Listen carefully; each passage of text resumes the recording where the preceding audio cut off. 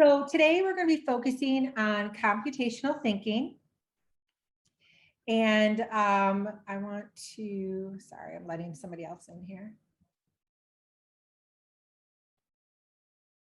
So welcome to everybody who joined us. We appreciate you joining us, and that I just want to let you know with the, if you haven't been able to attend these in person before and you've attended the recording, thank you for completing that.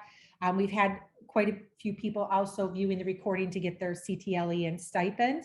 One thing to remember, if you are going through Frontline to register for the recording and you click the link to go to the recording resources, make sure you complete the enrollment process in Frontline. We've had a lot of people, I think they click the link of the resources, it takes them out of Frontline.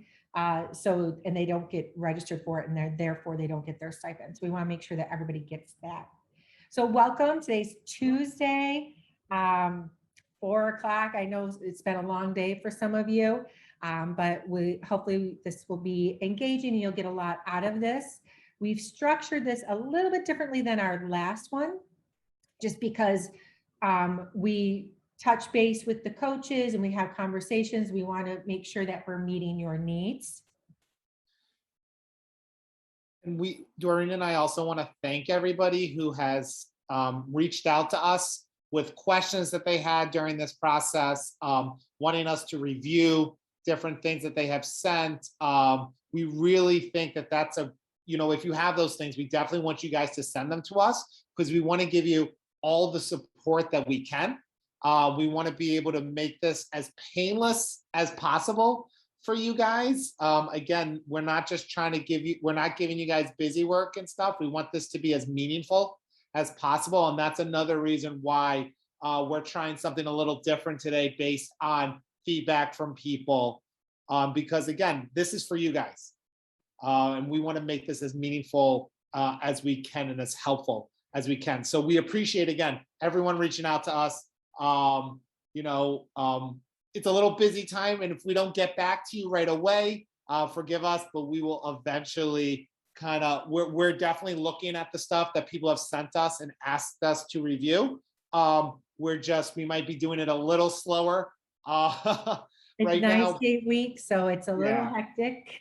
But again, keep sending us stuff if you have any questions, and we're more than happy to definitely eventually we will be looking at it and giving you guys our feedback. All right, so again, as always, just remember our agreements that we have established over our cohort time frames over the summer. They're going to continue for this entire school year. One thing that we want to do with you that's a little bit different than last time is we're going to put you in breakout rooms, and we're going to have you, we want you to share your name, your district, your role, your title, your grade level, and then just something that you're proud of that you've done with the standards since our summer learning. All right, so just sharing with a small group in a breakout room. And then if you have any examples that within this short time frame that we're going to provide for this, if you have any examples to share within that breakout room, feel free to go ahead and do that. We are going to have some people presenting some of their work they've been doing so far a little bit later today. So you'll have an opportunity to hear what other people are doing. I have 2 people presenting today, and then we're going to have in our next one, we'll have 2 other people sharing as well. So this is just to kind of continue to get to know each other. Some of you are from different cohorts, as well as sharing some things that you have done. So something you're proud about that you have done since learning about these standards. And it could be something that you may not even have integrated in a lesson, but you've looked at them and you've thought about it, just things like that. It doesn't have to be something monumental. Every one of us is in a different spot. So we want to give you the opportunity to do that. So I'm going to create breakout rooms, and you're going to have, I'd say, let's do 7 minutes. 7 minutes. Let me put the time frame on here. So I'm going to put 6 minutes because it gives you 60 seconds to come back. All right. Does anybody have any questions before we go to our breakout room bingo? All right. So that was just some time for you to, mingle and learn a little bit from each other, share a little bit about what you're doing. We're not going to have you share out with us. It's just something that we wanted to do as a welcoming activity in a breakout room. And we do have a lot to get through today, so I'm going to continue on. So today's learning targets, integrating the computational thinking standards into plugged and unplugged activities. So we're going to, think about, we're going to share a lesson with you and illustrate how we did that. And then I can align computational thinking standard to Bloom's taxonomy. We have an example of that as well from our lesson. It's actually a unit that we created for today. And just a reminder, all this information that we'll be giving you guys, we will be updating and putting it on the websites that we were using this summer with all of our information that we gave you guys about the standards this summer. So there is a webinar section in the sites, and we will be updating with the recordings and other information. Which I forgot to do last month. So thank you for that. No problem. All right, so just a reminder of the computational thinking sub-concept areas, definitely something that we need to think about each of the concept areas. As we're going through the lessons and the portfolio, for some areas for computational thinking, we want you to create lessons that hit at least 3 of the sub-concept areas. So you have your modeling and simulation, your data analysis and visualization. And these are things like, especially for the data analysis, this is something that fits well into math, science, and for our example today is a social studies unit. Abstraction and decomposition is another concept area, and algorithms and programming. So just keeping in mind these sub-concept areas. For this particular area of the portfolio, we want you to align your lesson to 3 of these areas.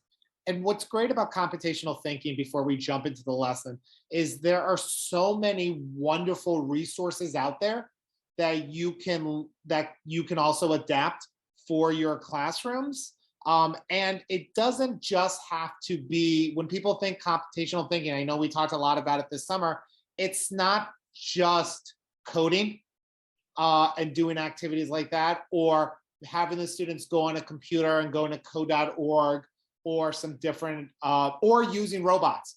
Using the robots will definitely enhance some of these lessons, but a lot of the computational thinking sub-concepts really fit with a lot of day-to-day stuff that you're also doing in your classrooms.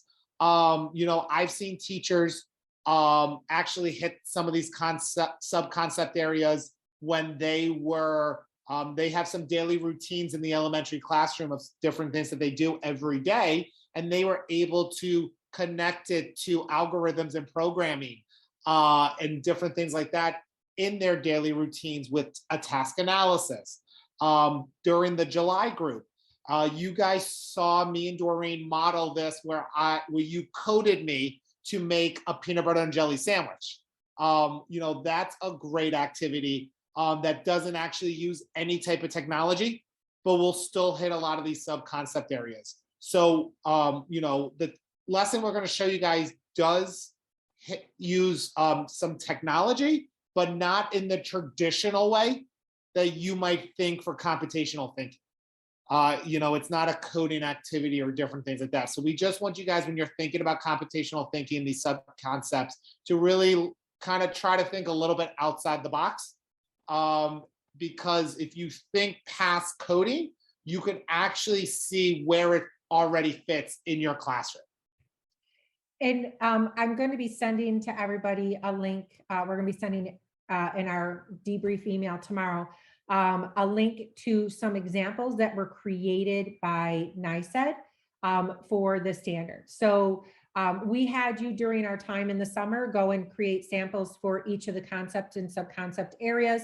We wanted you to go through that activity because we thought it would be more meaningful than if we handed you an Excel spreadsheet with all of the examples that were created by someone else. We wanted you to think about that standard, how it applied to your particular learning environment, and then and talk about it with your peers. So this document has sometimes multiple examples per standard line. So just thinking of that, we're going to send that tomorrow, and it has all the grade bands and all the concept areas and subconcept areas. So you'll be receiving that tomorrow. So the lesson example, this is a suburbs unit that is for 8th grade. And I wanted to show you something that wasn't like a computer science class or math class or a science class. I wanted to share a lesson that a unit that had was social studies, so you could see how we align that to the standards. All right, so this unit, and let me make it bigger so everybody can see, is a suburbs unit for 8th grade. It is a unit, so this is not just one lesson, but we wanted to show you multiple examples. So each month we'll be trying to tweak some things a little bit differently.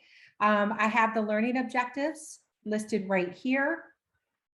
The essential question. So the essential question was, were suburbs good for America?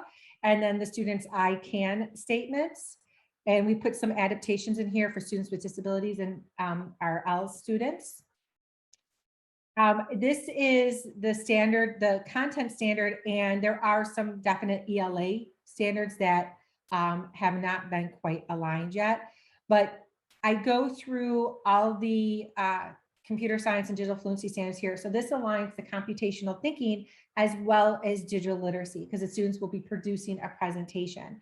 But for the computational thinking, it falls under the data analysis and visualization, as well as the algorithms and programming, because, and I've listed here very clearly what activity the students will be doing to meet each of these standards. So for the 7 through 8 CT2, students will collect data from census data for the years 1950 to 2021 and compare and contrast the population growth and create a graph to illustrate the rate of growth. So this is something that the students are going to be doing, and it's directly tied to this standard. So it's authentically aligned, this activity, to this particular standard. And so these are computational thinking. Again, this one is refine and visualize a data set in order to persuade an audience. So students are going to take the data that they're analyzing, and they're going to create a persuasive video presentation or a digital board, document, to present to the board to help the community with a known issue. So that's pulling in that real world connections there to these standards as well, which is one of the guiding principles of the standards. And then the algorithms and programming, they're creating a survey, and they're going to survey their school community. They're gathering data from that survey, and then they're going to determine the 2 most important issues that came out of that survey. And there's going to be a new iteration of that survey from that information for them to then tweak, to adapt that survey and resurvey the population to get very specific to those 2 issues. So as you create your lessons and you add the standards in here, you definitely want to add what activity during the lesson the students are doing that is tied to that standard. Not only does that show us your comprehension of the standard, it also will help when we share these lessons with others, so they know exactly where those standards fall within the lesson. And then we do have 2 digital literacy, because they're going to be working with various digital tools. They're going to have some choice in creating the creation of the project. So it could be a video, it could be a book creator or a Flipgrid or something like that. And then if they choose to use a tool that they haven't used before, then that would be that transfer of knowledge to a new technology. We've also aligned the New York State benchmark, that's what we use for this one. They're clearly listed here as well. You don't have to type out all the verbiage. You could just put the standard identifier, the 2A.3b, if you want. It's up to you. But it's important to look at that. Part of the standards are how they do tie nicely to the CASEL competencies and the SEL benchmarks for New York State. So we want to make sure that we recognize that in the lesson. The details of the lessons are clearly detailed for each day. I've linked any resources that the teachers or you or anybody who looked at this lesson would need. I've linked videos, I've linked census data, anything that anybody would need to be successful with this lesson is linked here. And I've detailed it out. I've also highlighted, how would you make sure this lesson is culturally responsive? I did pull in some questioning there about the equity issue of the origination of the suburbs. And there definitely is some a video, this rise of the suburbs touches base on that, as well as some of the other reading activity that the students will do. There is things that they are just reading, which is like on non-tech, but there also are some things that they're going to be creating a jigsaw activity about different resources and things like that. One of the biggest reasons we would like you guys to put any of your resources, things that other people could use to be successful using this, look at this lesson, look at the unit, and maybe delivering it and adapting it for their classes, is just because, again, we say this a lot, but one of the main parts of the grant is that we will make a lesson database for people around the state. So you're sharing these resources to help other teachers as well. And then you're going to also have resources from teachers from around the state that you could also use with your students. And so that's why we're asking for a little more for those links of things that you can use to help students be more successful with these activities and standards. So I did embed them throughout the lesson. And then there were some that I thought, you know what, I'm just going to create a folder with the material and resources. It has articles and other things like that. So I just created a folder that anybody could view. I popped in some census data here and then some resources for the presentations. Any questions about how I set this up so far?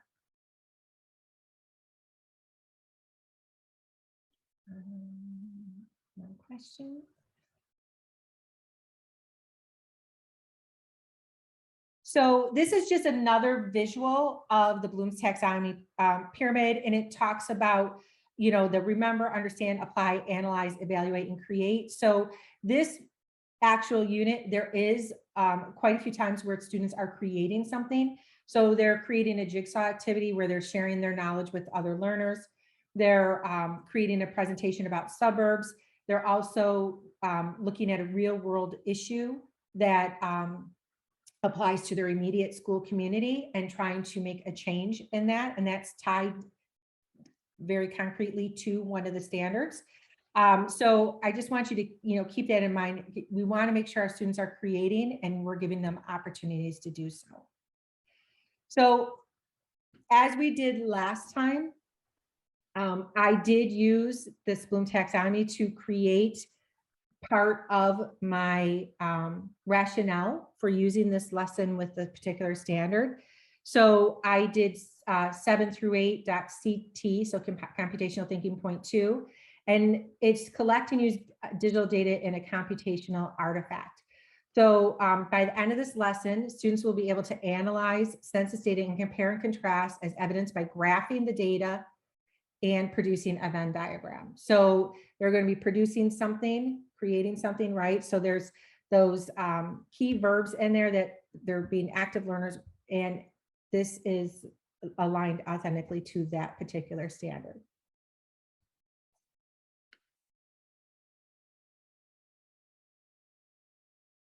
We're not going to do that yet. I want to show you this first. So this is the rationale. I'm going to actually go to the actual portfolio so I can make it larger here. So you can see that for this portfolio, for the computational thinking, I have 2 standards aligned to data analysis and visualization, and 2 standards for data analysis and visualization, and 2 standard for abstract and decomposition, and a standard for algorithm and programming. So the requirements for this computational thinking is to hit at least 3 of any sub-concept standards.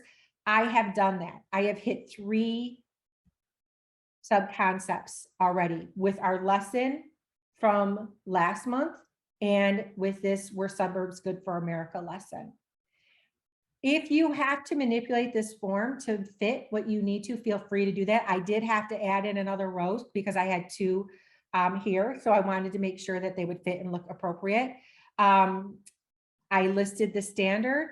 I have my rationale. I'm going to zoom this in a little bit. Sorry about that. Hope I'm not making anybody dizzy. So with this lesson, We're Suburbs Good for America, I have my standard and I wrote my rationale for these 2 boxes here. So right here, this one right here, and this one right here. So obviously they're different rationales, right? They're not carbon copies of each other because they have to be aligned to that standard.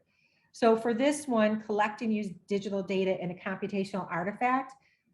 This artifact illustrates how students will work individually to collect data from census records for 1950 and 2021, compare and contrast the data, and create a graph to illustrate rate of growth in order for them to gain knowledge of the rate of growth and census and causes of suburbanization. So that's clearly aligned to my specific lesson because I'm pulling in what the students are going to do. That's why when you're creating your lesson and you pop those standards in there, writing out exactly how the students are going to meet that standard in your lesson will really help you with your rationalization. And then this sentence should sound familiar. Through this lesson, students will be able to analyze census data and compare and contrast as evidenced by creating a Venn diagram and graphing the data to show a shift over time. So that's my Bloom's taxonomy. I've taken that right from that chart that I showed you before, and I was able to mesh that in. It might sound a little redundant, but I'd rather you be redundant so that we really understand that you know how to authentically align the standard into your lesson. That's perfectly fine. And I'm using clear evidence from my lesson in my rationale, exactly how the learners are going to be accessing that. For CT.3, I have refined and visualized a data set in order to persuade an audience. So this artifact illustrates how students will use reliable resources in order to gather information from census data and other sources to persuade, defend a stance, or argue a point for an audience on the positive or negative effects of suburbanization using digital presentation tools. So they're using data. They're using that to create something to persuade others. Definitely ties into ELA standards as well. So thinking about that, you know, these are supposed to be for all curricular areas and all grade bands. So thinking about that it's not as long as my first rationale, but it clearly illustrates how this lesson will meet this standard. And we're purposely showing you different types of rationales that you can use, just because we don't want you guys to think there's just one blanket way to do it. Everybody's going to do it a little differently. We're giving you some suggestions on verbiage that will help us know that you understand it as well with the evidence. But however, even if you're making these lessons with someone else, you and that other person aren't going to have the same rationale and don't have to use the same exact way that, you know, we want you to also use the way you talk, the way you can explain things. So we just don't want anyone to feel stuck in one way. That's why we're showing different ways that you can word your rationale. But that that Bloom's sheet that Doreen and I have been sharing with you guys, that's a great way to a great tool for you to use to kind of build your rationale a little bit, the verbiage of it. Let me zoom this down a little bit. So you'll see that I also have 2 artifacts from my learners.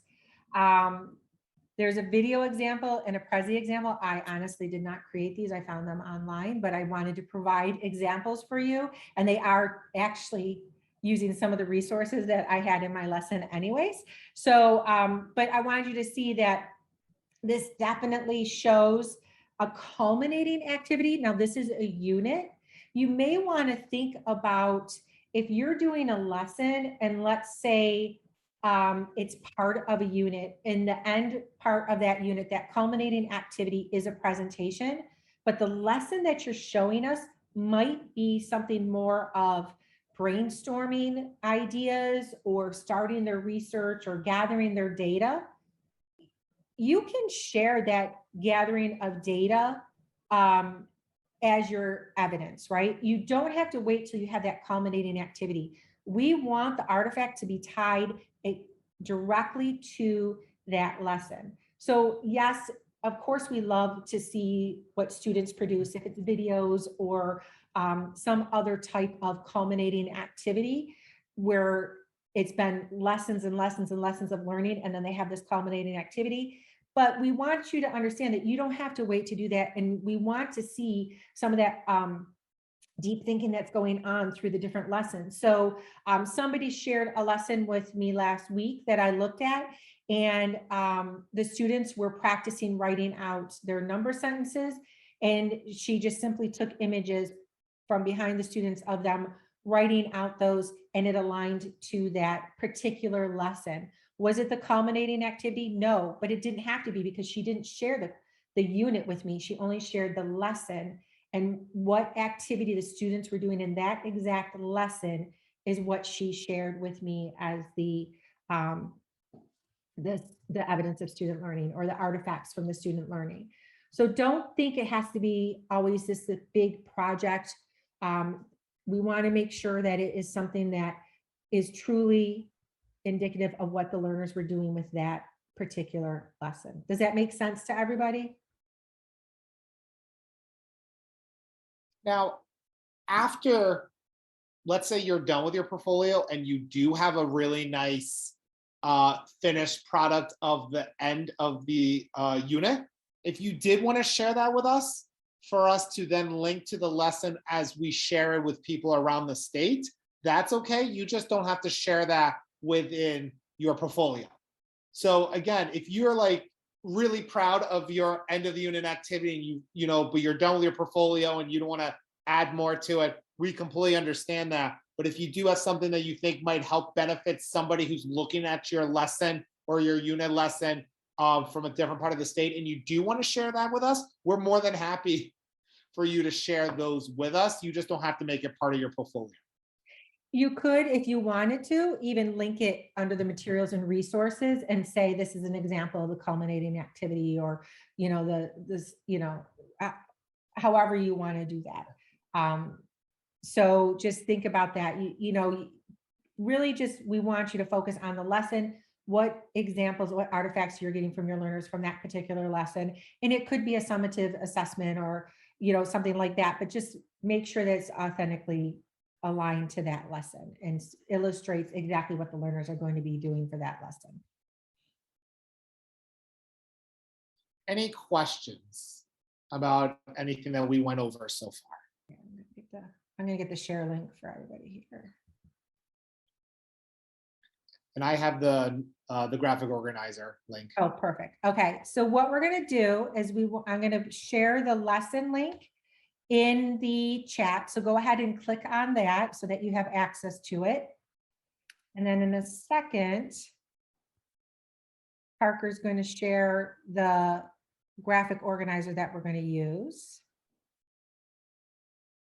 So we're going to put you out in breakout rooms, and you're going to be able to look in more detail at this lesson, have a conversation of your notices and wonders about the lesson. And we've provided a graphic organizer to kind of gather your thoughts and ideas.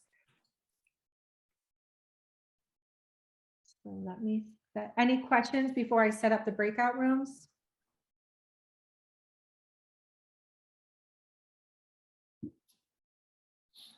Quiet group today. All right, I'm going to do 6 breakout rooms this time. Let me just make sure that they're evenly distributed.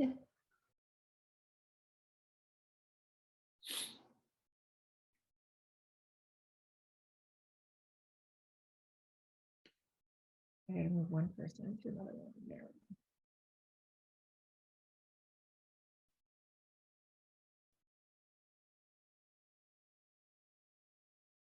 Okay, so I'm going to open breakout rooms. You have, make sure you've clicked on both the documents.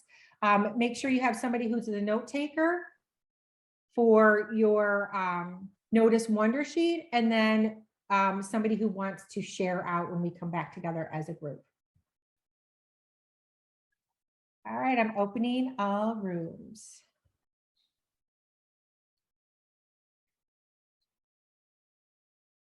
Recording. So we definitely recognize that this was a unit, right? This is not just one lesson. And if you would like, I can create one lesson from this to illustrate exactly how that lesson as well would apply to the computational thinking standards.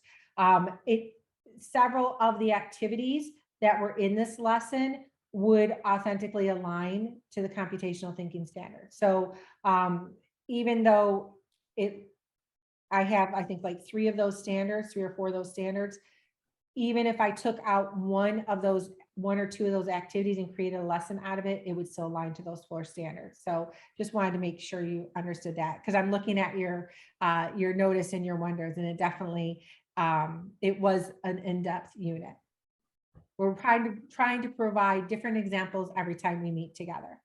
So what time is it? Okay, I want to make sure that we have enough time for people to share out that we have prearranged for today. So we don't have to go through each group, but would anybody want to share out one of their wonders?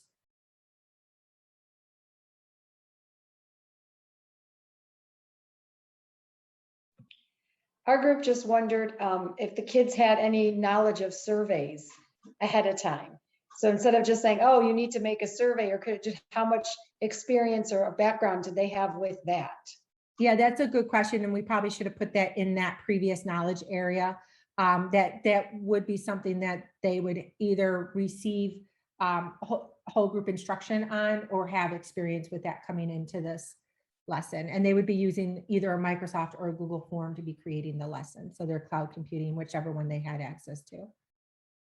Yeah, a lot of the, like Doreen said, a lot of the previous knowledge stuff isn't really just content specific, but more do they have experience with the different tools and things like that. And so we try to make sure that that's in that part. So if you feel so that's a great example too, that when you are creating your lesson and if you did a survey, put in that previous knowledge. Students need experience with how to create surveys or had a lesson on how to create surveys in the past. So that's a good point.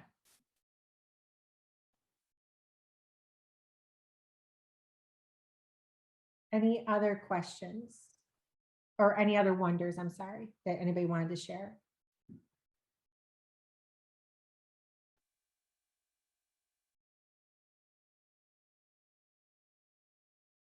What about notices? It's very consistent that it's a detailed, complex, multiple days. I mean, this is a unit, so it's multiple days and might even need to extend past the 8 or 9 less days that we did that, had set up for that. Any other wonders you guys want to share? I have a wondering, it's Laura. And you may not have any control over this, or we may not have any control over this. I feel like the lesson plan is really extensive, and also that we're kind of being asked to restate some things by justifying the standards that we picked and putting a statement in about that, and then also writing in what we're doing, and then going then to the portfolio and having to put all that information. It seems like it's a lot of repetition of work. And as the standards leader, I'm worried about putting more work on paperwork on some people. And I'm wondering if there's a way to simplify some of this process a little bit. and I know you might have done this is from the state or whatever, like, and I'm not trying to be super critical. It just is feeling, I'm worried about overwhelming people. So where I put in where the standards are, where I have this, I could have copied it right from this area here. I could have copied it and pasted it right next to that standard. So I wouldn't have to rewrite it. I would focus on like looking at your instructional plan. You could, if you wanted to, you could highlight the items that specifically align to the standards if you want. You can copy and paste this, like for day 2. So why do you want it in both? So my question is really, why do you want it in both places? If we can clearly define it, is this something that you would just prefer because it would make it easier for you to look at it? Or is this something that you really need us to be doing? Do you know what I mean? Like, I don't mean to be, So I feel that this helps us understand your thinking with the lesson and exactly what activity you feel is aligned to that specific standard, right? So if I just said collect and use digital data in a computational artifact, this is a social studies lesson. I want to make sure I know exactly what activity the learners are doing that is aligned to that standard. So we're trying to do it as for you to illustrate exactly that you understand what that standard means. And then we can see that you have clearly aligned it, authentically aligned it to this lesson and how it was and what students are doing to make sure that they are meeting that standard. Does that make sense? it makes sense. I happily and respectfully just still think it's it's a little redundant. Because why can't we just put the standard next to the activity? You That could, this is if the you, evidence. Laura, absolutely. If you want to take like this. I'm sorry, I'm No, just worried no, about time. No, you're fine. If you want to take like the standard identifier, copy it and paste it like right here, Yeah, that would be fine as well. Because then we would know that you were purposely thinking, okay, this right. standard aligns right here. Yeah, Either I'm just, way will work for us as long as you okay. do it in one of those 2 ways, okay? So you can Thank just you. pop that standard identifier there, because then we'll Thank be you. able to see exactly where your thinking process Right. is. I'm just literally trying to save people time. That's literally, I'm getting, No, I understand.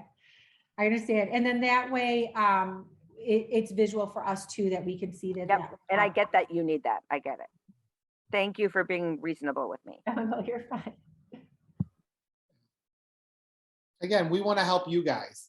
So, you know, we want to make this as manageable as possible. Again, none of this is supposed to be gotcha. And we don't want to put more work on you guys. So we want to just make sure that we want to help you guys. We just need to know that you understand the standards and how to align.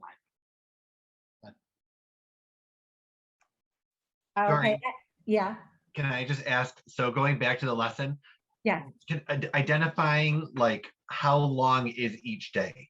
Because all of our days are not the same for each of our periods or our blocks. So is this a 30-minute block? Is this a 60-minute block? Like how long is the duration for each day? So I it's didn't see 40-minute that in periods. Yeah, at the top there it says. Does it say it in there? Oh, okay. Yeah. I just put that on top. Thank you. Any other questions? And there were some great wonders. I saw that some people thought, how could we adapt this for elementary students? Things like that. I think those are great ideas to think about. I just want to give you some groundwork. And if anybody wants to work on adapting this for an elementary lesson, Parker and I would be happy to do that, or I'm sure Debbie and Rich would be happy to do that. Any other questions before we move on?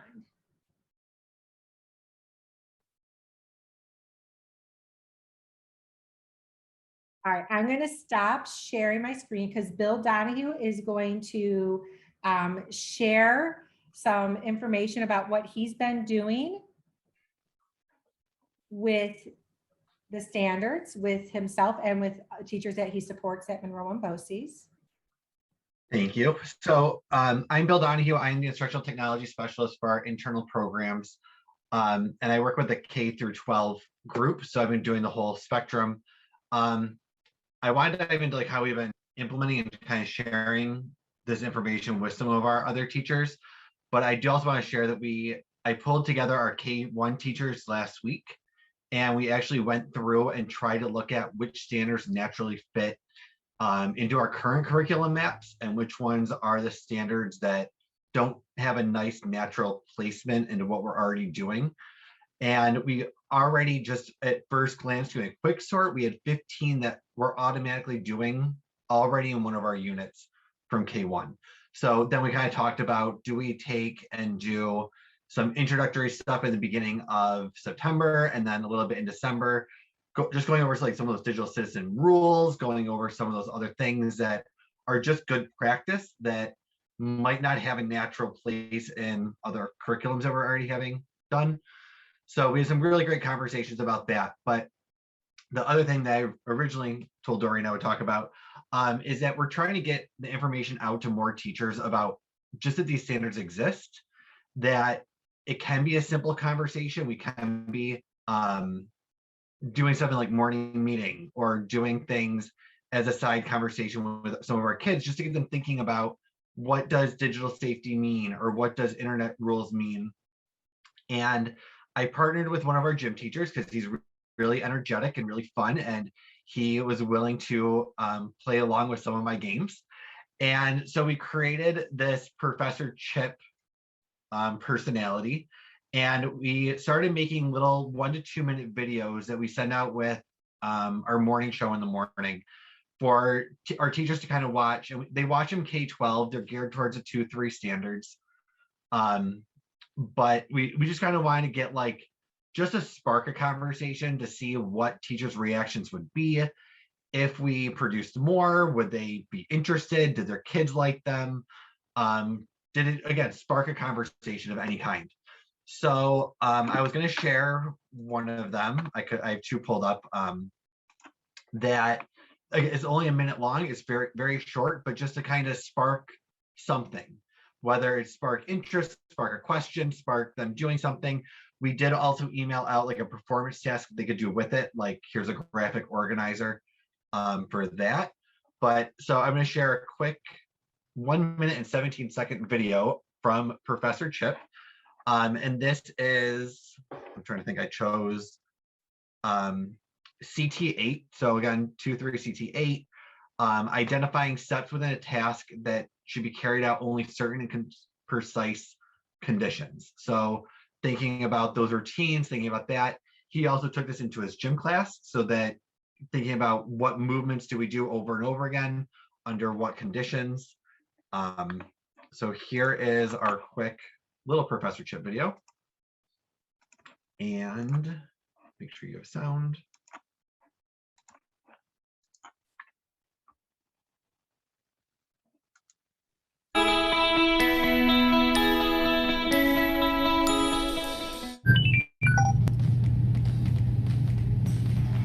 Oh, hey, Professor Chip. Those are some neat dance moves you have. Where did you learn those? Oh, well, it's easy. Dancing's just a pattern. You perform the pattern, and when you're finished, you just repeat it again.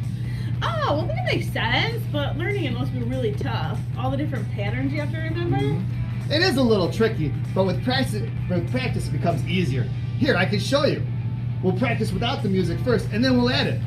So first you stick your arm out, then your other arm, then you turn it, you cross, behind your head, and you wiggle your shoulders. Then do it again. Out, out, over, cross, head, and wiggle. Professor Chip taught me some moves. Can you make a dance? How many times do you repeat it before you stop?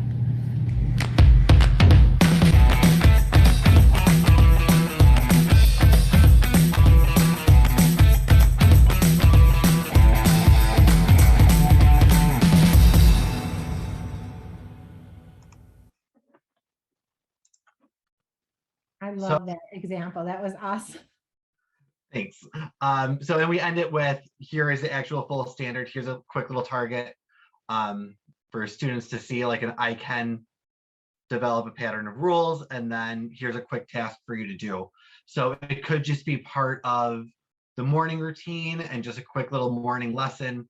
And then Eric, our professor Chip, actually took that and did it with his gym class too. So they each got to make up a little movement and come up with a sequence and then had the class go through it. How many times you go through it before you stop? Just kind of, again, it's an unplugged activity, just something to build in some of that fluency. Excellent. Thank you so much for sharing that. Does anybody have any questions for Bill?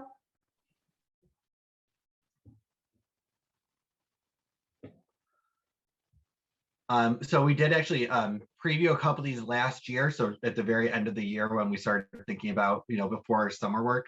And we had really great responses from some of the teachers. The teachers this year have been receptive to the things we're putting out to them in small chunks.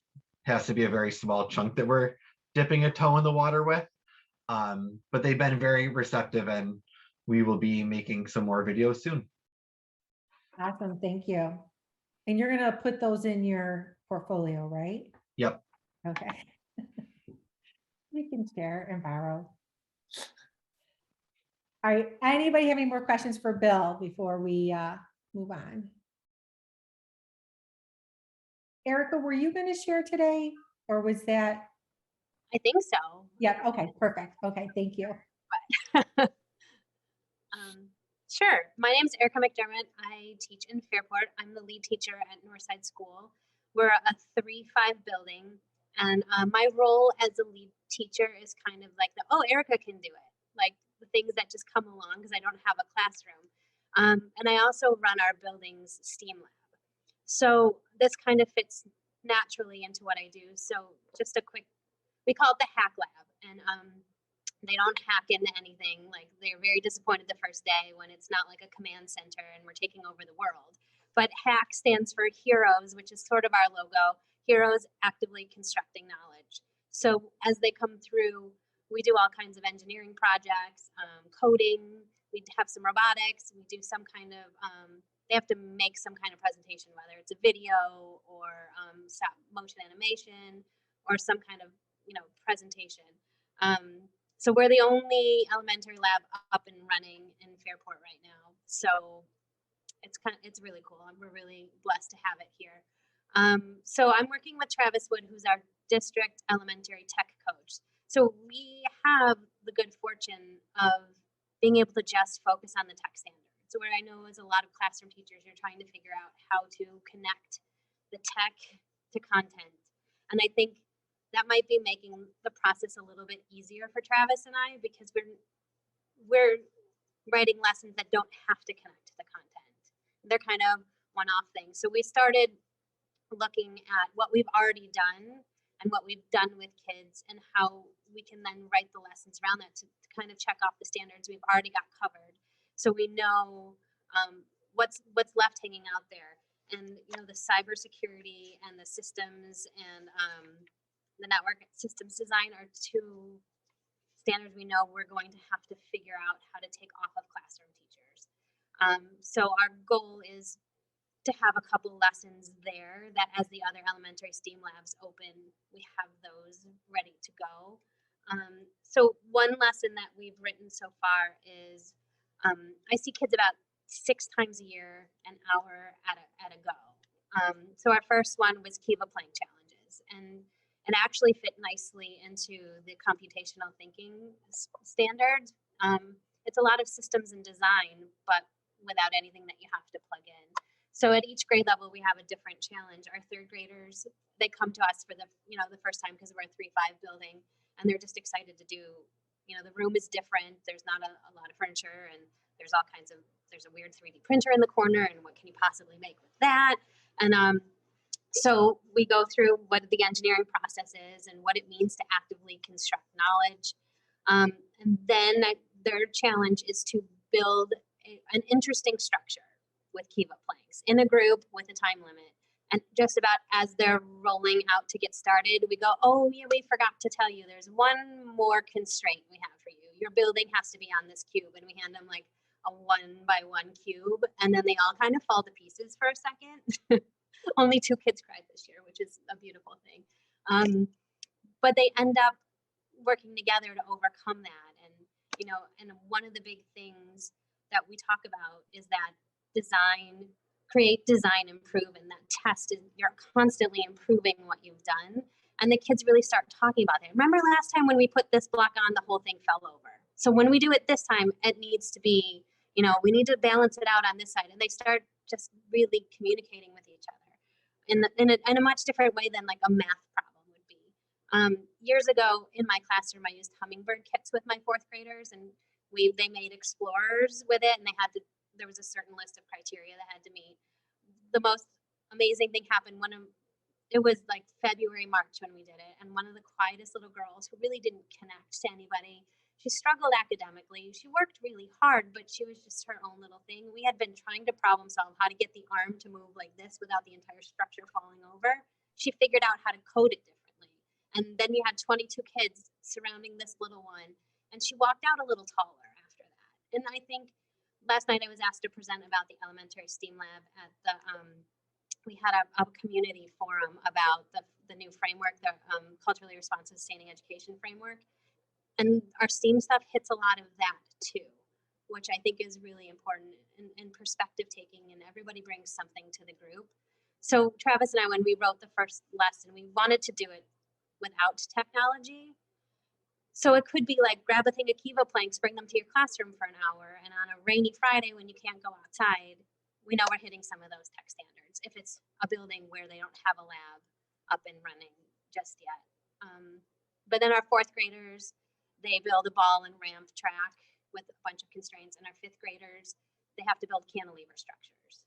So it's, again, like I said, it's a little bit easier for us to remove the language arts standards and the math standards and not to be confined by those things. So we have like 6 or 7 lesson ideas. We aren't far from having any of that all put together and ready to share, but I feel like we're moving. So that's where we are. Awesome. Thank you for sharing. It's really great. Any questions for Erica?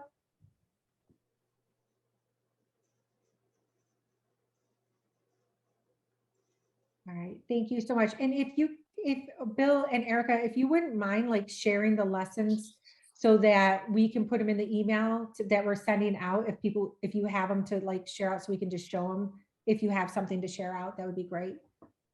Yeah, I have the skeleton of the lesson, but it's really just garbly mess right now. Like just when I go to finish it up, I have the bones there.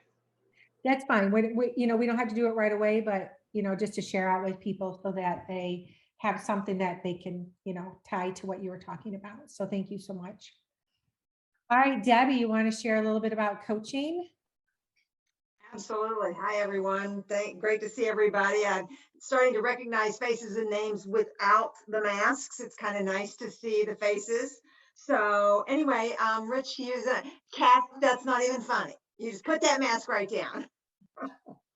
Anyway, Rich and I have spent the last 2 or 3 weeks, I've been a week out, visiting with most of you. I think right now we visited with about 95% of you. Absolutely thrilled not only to get to know you a little bit more personally, but also see you in your glory, right? In your space, and talk about what's been happening. And I can assure many of you that are starting to kind of feel a little bit under pressure, both Rich and I observe everybody's all over the place. I mean, this is just kind of such a different year, and we recognize the fact that you're working as hard as you possibly can.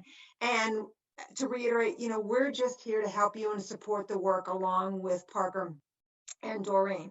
So a few observations that we found was that, again, people seem to be, it kind of Bill and Erica, what you were talking about. I mean, you all are doing amazing things that perhaps we can just help by kind of crosswalking that with the standards. And I think that's one of the messages that all the 4 of us, right, have been saying all along is you don't really need to contrive a whole heck of a lot, but rather think about what you're currently doing and think about how that alignment may work. And so I'm hoping that, kind of as we move forward, all of you all will take both Rich and I up on our offers to do that critical thinking with you, to kind of support that work. In addition, again, reinforcing the ideas that we could come in and just just be a second set of hands or a second set of eyes. You know, Dorian, I really appreciated what you said a little bit earlier about kind of the nature of the evidence that you were hoping to see within the portfolios, that it doesn't have to be this glorious culminating project, but rather, and I know for the folks that I talked to, many of you, we talked about what does some of that evidence look like kind of early on in a lesson or in a series of lessons, kind of that evidence that kids are thinking, that kids are learning. And I actually have an article that I'm going to be sending out to everybody after this that really kind of summarize different ways to collect evidence of kids just thinking and what that might look like. So I would invite you to not only take a look at that, but then, you know, invite Rich or I in to say, hey, you know, I really just want you to watch kids and kind of document some of what you're seeing, the conversations that they're having, again, the work that they're doing, because I know that in the throes of a lesson, sometimes, you know, the best laid intentions of taking pictures or jotting down or note taking can kind of fall by the wayside the minute a student raises their hand and needs some assistance. So again, just want to reinforce, we're here to support. You know, December, if that works. If not, we'll probably be reaching out again, you know, mid-January or so. But in the meantime, if you need assistance, I know I've got some appointments set up shortly after Thanksgiving break, just to kind of, again, be that critical thinking partner that helps you in any way that you feel like would best support this work that we're trying to accomplish.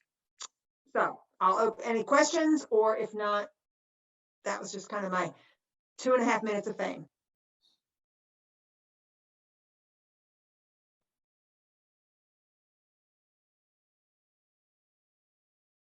All right, thank you, Debbie. And obviously, if you have any questions after tonight, you can email any of us or all of us.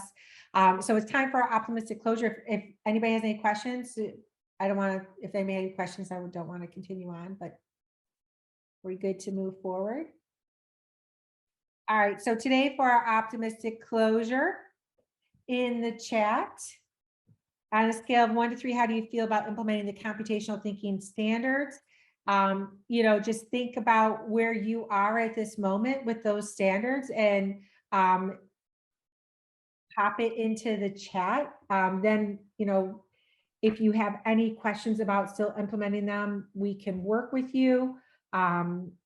Myself, Parker, Debbie, Rich, at any time. So just let us know. Looks like we have a lot of 3s there. That's awesome. That's awesome.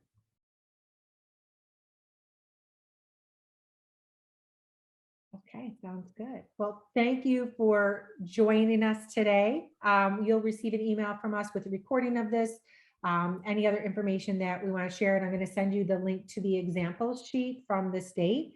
And then I think we're good. And I'll also link the lesson and the rationale document as well, just so you can see that if you wanted to reference that again. Any questions before we go?